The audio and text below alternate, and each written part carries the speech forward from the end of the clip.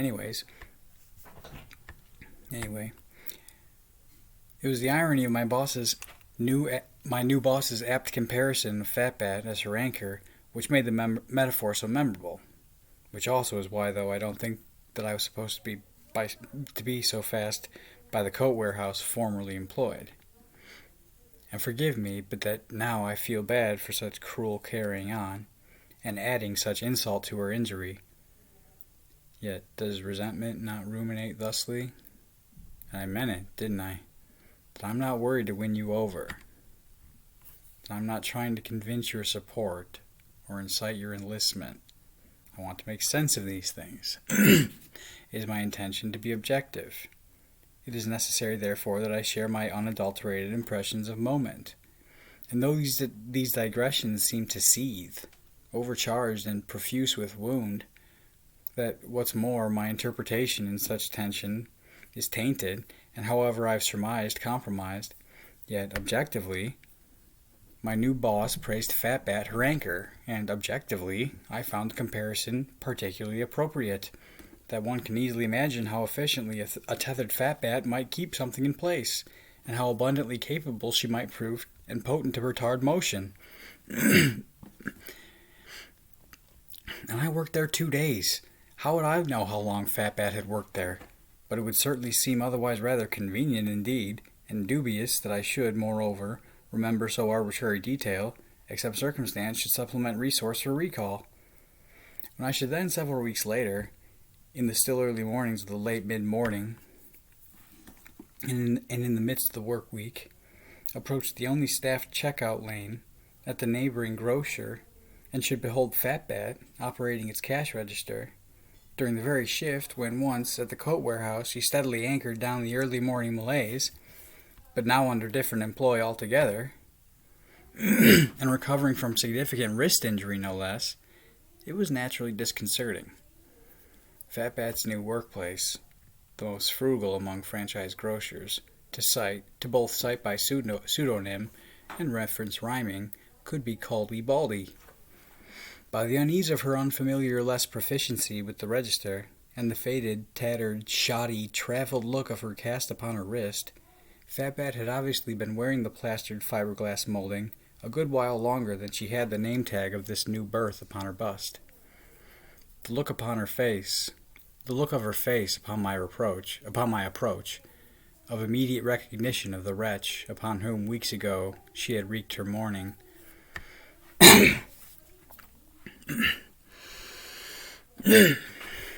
or her monthly, or her plight,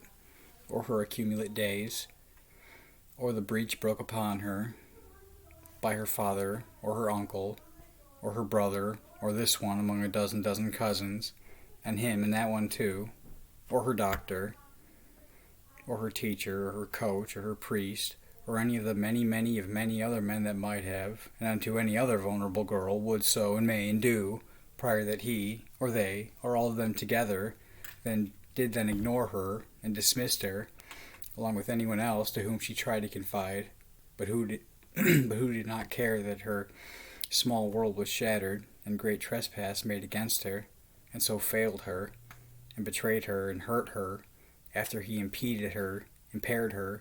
became as those that would use and abuse and tear her, and so contributed to the great hateful scorned angry rage that was forced upon her to feel, to exact upon benign dumb fucks like me, but which wound, between some capacity, was inflicted upon her helpless person, to struggle with, and obsess over ceaselessly, and for so long thereafter. And there was so much cause for her complaint, and so much righteous roar to the injured indignation of still such a little girl, though she may yet had worn but the body of woman. Early to her new notion, lonely and naive, when first she found the blooming frame of her woman's nature, and not a father's figure to nurture a young girl's feminine behavior, not yet at the precipice of proficient pursuit, but so poached for predators,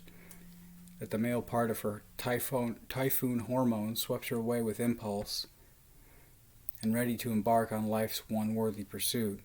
finding his attention easy to attain until, and so fleeting thereafter, that the intimacy that seemed required was somehow deficient to his company, which more so she craved, but could so hardly appreciate amidst the precocious path thereon, that how so natural may anger became, and becomes, the mechanism of the hurting heart, to mitigate her too tough truths. They stay until what's gave away, and though her very treasure she should share, yet she cannot make a man care if he won't. And how so cold seems all the cruel world, to harm not ever healed with love, or any redress for wounded duress, that how so very soon should the great excess of her superfluous sustenance become like layers of great pain put upon her, in which sense she had been daily made to swallow. Yes, but conveyed on her face that immediately she recognized me, a wretch to whom she was merely rude some weeks prior.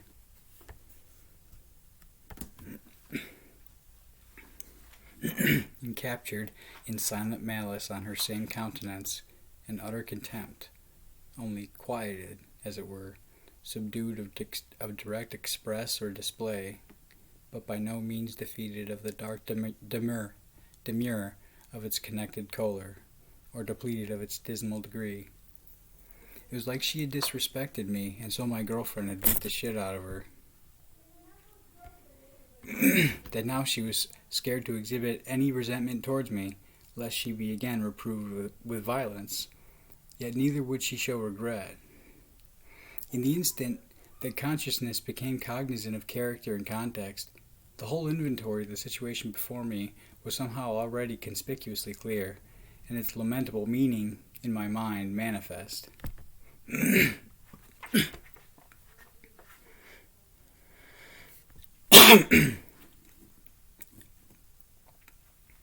Her new place, the discolored castor on her recovering carpus, the valid grievance in her yet restrained, downtrodden, obedient eyes, penitent but for the vendetta unduly charged unto and inflicted upon her, and for the disproportionate repercussion, compared to the component that she played toward my departure, of the punishment overserved her Shafet. These fucking savages. They blamed Fatbat, a mere one, their beast of burden, and broke and brutalized a beleaguered woman, but because they were lousy husbandmen. Assumably they had instructed the discretion of the still quite young Hispanic single mother, Fatbat, high school dropout, heavy for that La Latina is lonely, and this life so very thankless, and contentious always, and hard, and prosperity is pitiless to plight, and so little appreciates the price of effort, that she should wake up weary, and get up every morning and persevere though tired and depleted, for but the sake and the chance of her children, yet every day should find her toil a little more futile, and her family even lower and somehow further behind. And as nights spent solitary, our wind so long and slow, and its slumber still so restless, few and fleeting, though our heads we lay down tired, for lonesome longing, and sad and wistful woe, that soon, when the moon would demand compensation of its circuit cycle, she could only self-medicate, and only via calories cheap narcotic, to find comfort in consumption's current company, but which companion is quickly gone. And as ingestion, not engaged with exertion, so quickly begins to aggregate, and so swiftly accrues gratuitous growth, and as the girth of gain gives gravity that aggregates lethargy, after work and delay in the daily duties of madre, soon there is no more muster to motivation to move the mountain of her own image in her own mind. Anyhow, albeit, I imagine they instructed Fatbat unto discretion, directing her forbearance.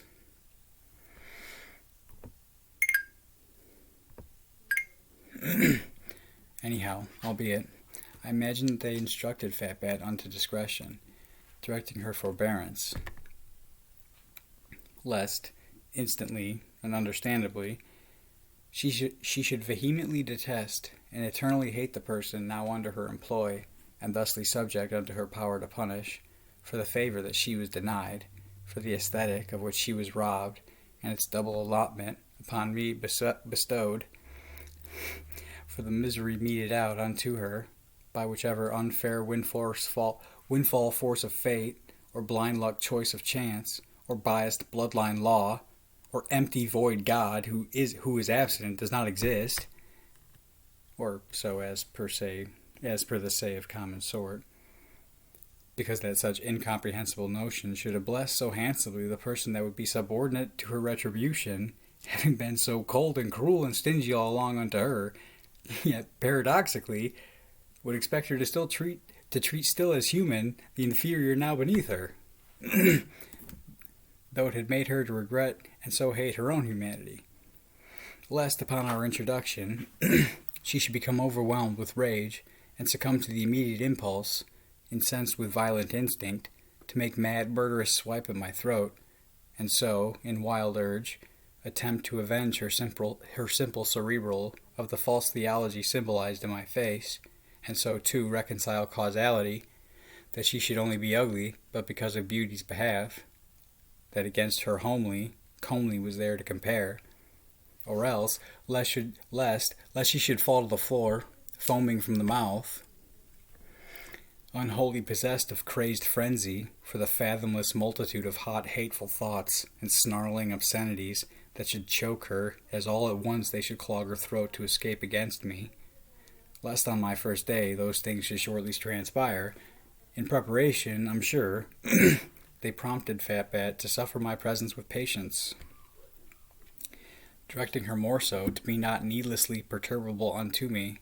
to so persuade my way, but that she might also divide the spoils of their satisfaction, having helped them inflict some hideous harm upon me, and having agreed, or acknowledged, unto compliance, to either merely not conduct herself contrary to their will,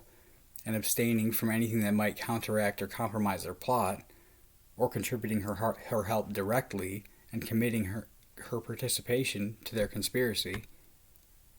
when she failed to then abide by the prudent, imperturbable, steadfast constancy provided in provision unto her, which, good Lord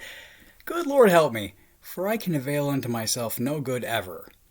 or even but not hurt, though too I should help me never. Yet, gosh darn it, golly good gracious Jehovah, but doesn't that just pull the trigger? Not prove my point, but show it bigger. And fuck all, I know I shouldn't, only here I can't resist to persist, but to keep hitting the smitten, and kicking not exactly her down still on the ground, neither who had still yet to the burden of her judgment already rendered upon her, or in any way condone the atrocious criminal reproach levied against her, nor even as fixating on her personal failure, but speaking again towards type, and in reference to the temperament of her unique breed, these poor girthy girls of Guadalupe, groomed angry by aggressive sexual subjugation, engendered begrudging, and socialized wrathful and resentful, that, if I may, I think it worth noting, for that it so demonstrates the distincter demographic, and lends credence to the ubiquitous hatefulness of certain flavors of cave troll, that La Señorita, La Madre, that she could not suppress her spite even for the sake of secret scheme, or adopt to display civility if just to disguise dark design. But yet furthermore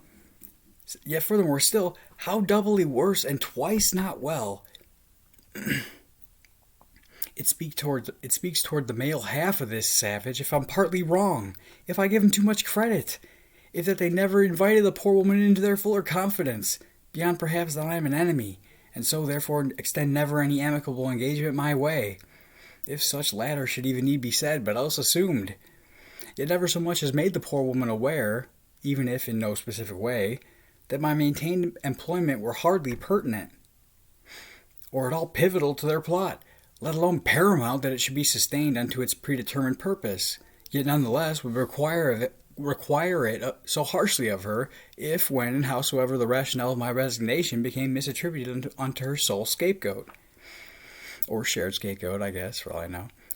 But though they should have failed to warn her prior that somebody so reproductively seductive was to soon be placed so closely around such sexless presence, or more so, and more importantly and to the point, beforehand precaution her of the dire consequences that should potentially arise, and the painful repercussion that should possibly be apportioned unto her recompense if she should exact it of the target prematurely that he finds her unfuckable, and so, by adhering only too typically to the normal disposition, socialized into her particularly hostile species by the same breed of beast that, assumably, both besought, then brutalized her, should influence the foe to cut ties too soon, and so thwart them the pretense of their plot. At any rate, however Fatbat should have failed in their directions or expectations, before as much as, in fact, fail she did, presumably thereafter they saw to it that the coat warehouse fired her, and subsequently snapped her wrist for good measure, in penalty of the understanding or the contractual obligations agreed to or imposed, which she did not fulfill. From these things, though, if not her firing, then her recent new hiring and the injury inflicted possibly. From her recent new hiring and the injury possibly inflicted upon her wrist, I can infer at the very least, as I also discard coincidence, that they were displeased at my departure, because only an ally would even inquire, and hardly less than a dear friend might ever take offense for how I was condescended. And although the perpetrator should claim to be mi amigos, and that they proceed as my benefactors, yet they are no friends of mine, nor do any benefit to me any who should go to such lengths as on my behalf, and presume to break a tired, desperate mother's wrist before ever approaching me myself and offering me the respect of friendship.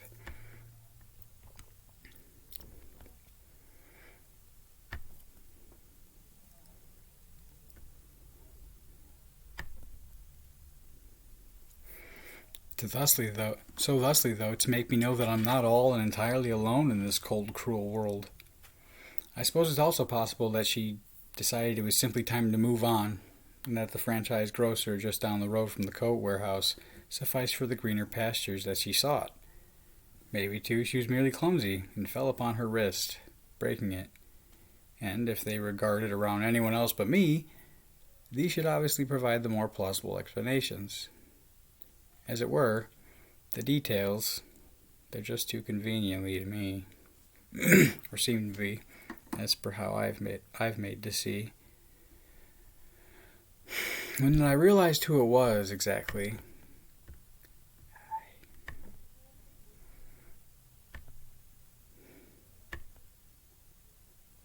at the cash register, adding to Aldi's non-aesthetic, and then from the trauma